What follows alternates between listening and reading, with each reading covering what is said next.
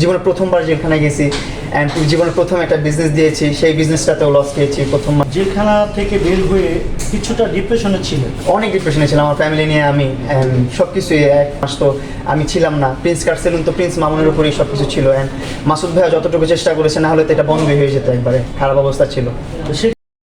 তো আমার ব্যবসার পরিস্থিতিটা যখন একটু ভালো হবে, তখন আমি আমার বাংলাদেশের যত অন্যান্য জেলাগুলো আছে ঢাকা বাদে, ওই সব জেলাগুলোর মধ্যে আমি একটু মুভ করবো, আমার প্রিন্স কার সেলুনটা নিয়ে যাবো, আমাদের এই প্রিমিয়াম সার্ভিসটা তাদেরকে প্রোভাইড করবো।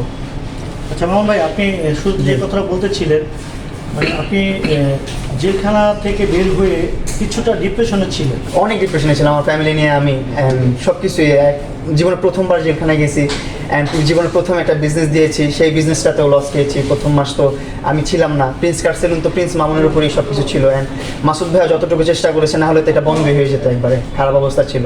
তো সেখান থেকে আমি বলবো, দেশের এই ক্লান্তি লগ্নে আপনি একজন ব্লগার, আপনার অনেক ভক্তবৃন্দ রয়েছে। জি। সেইখান থেকে আমি বলবো যে আপনি এই ডিপ্রেশনের কারণে শিক্ষার্থীদের পাশে আসতে পারেননি নাকি? না, আমি ছিলাম, অবশ্যই ছিলাম।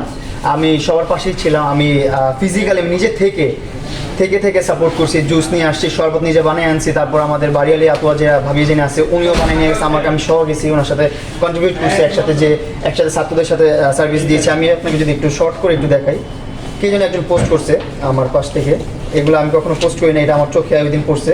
তাই আমার এটা হচ্ছে আপনার 28শে জুলাই। এই যেমন এই যে ভিডিওটা দেখতেছেন, ভলিউমটা কমাই দিয়ে, এটাও কিন্তু এই আন্দোলনের সময় 18 জুলাই এই কাজটা। এগুলো কিন্তু আমি কখনো রিভিল করিনি, আমি কখনো শো করিনি। তো আমি চাই আমি হাইডলি কাজ করতে। আজকেও যেটা করতেছি, এটা কিন্তু প্রতিদিন নিত্যদিনের কাজ। আমি একদিন এক দিকে মুভ করি। আমি মাস্ক পরে, চশমা পরে, হেলমেট পরে, যেন মানুষ আমাকে চিনতে না পারে। অ্যাজ এ প্রিন্স মামুন দিচ্ছে এমন কিছু না, আমি দিচ্ছি, এটা আমি নিজে জানলেই হবে, আমার আল্লাহ জানলেই হবে, আর কিছু না। মানে নিজেকে হাইড করে আপনি নিজেকে হাইড করে সাপোর্ট করছি, পাশে দাঁড়িয়েছেন, এটাই মানে আপনি কাউকে প্রকাশ করতে দিচ্ছেন না।